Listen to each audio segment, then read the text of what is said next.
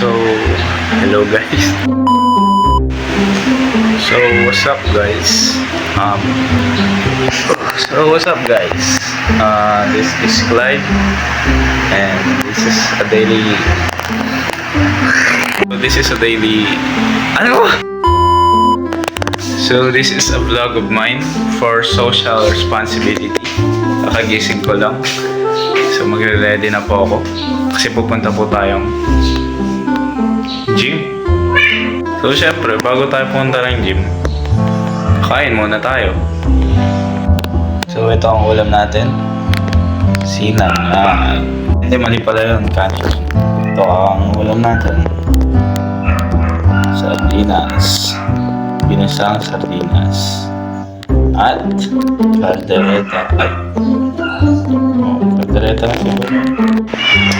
Tara kain guys.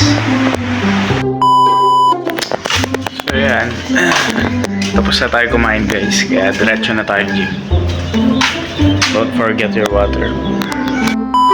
So ayan guys. Itatry ko pa lang. First time ko i-try itong itong parang voice record. Something dito sa CapCut. Ayan. So parang i-voice record ko lang. Then nagpa-play yung video. So ito ang mangyari ngayon sa gym. Ayan. So game na. Ayan. So first and foremost, need natin ng warm up. Siyempre, nasa gym need natin yan. Para di mabiglang ating muscleness. So ayan. Sa feeling ko lang sa social responsibility as a gym rat, need mo yan as parang warm up natin. Because nakakaya naman sa ibang tao, di ba, kapag nakita tayong biglang na injury. Kasi hindi natin nasimulan yung warm up natin na maayos. Kaya mas okay talaga na naging aware tayo sa ibang tao. Ayan, balik na din natin yung ginamit natin. So ayan, magsisimula ng ating first set sa ating sa ating workout na ang tinatawag nating bicep curl. Ayan. Ay, bicep preacher curl kasi ang tawag dyan. Okay. So ayan, habang nagpa-play yung natin yung tawag dito, yung video natin, syempre mag-ano na lang tayo, magkipag-usap tayo sa audience kung sino man nanonood nito. Ayan. Nakita ko agad yung mukha ko. So ganyan talaga ako magbuhat kasi we need that, no? Kasi ang social responsibility sa akin parang kumbaga ang power mo dyan is yung appearance mo, yung tingin ng tao sa'yo. Syempre isipin nila social responsibility mo maging maayos tignan. Maayos kang tignan. Kapag maayos kang tignan, syempre matik may respeto na towards sa'yo. May respeto, decente, ganyan. Parang iniisip nila, ganyan yung tingin nila sa'yo. So it's okay na parang, para sa akin kasi parang mas okay na yung parang kasi ang training ko kasi parang sinasagad ko talaga yung parang wala nang bukas kasi gusto ko talagang gumanda yung katawan ko. Gusto kong parang may ma-achieve na something, yung parang tawag dito, parang maganda lang parang masarap sa feeling na may na-achieve ka in simpler terms, in simpler something na parang maliit na bagay na achieve mo, which is yung pagiging decente tignan. Ayan. Tapos na ako sa set ko, so ayan, tayo muna kasi masakit talaga yan. Tapos upo ko dyan, hindi na pala, kunin ko na yung camera kasi next set na tayo. So ayan, dahil mag-i-start na tayo, ayan, ang tawag dyan, dumbbell hammer preacher curl.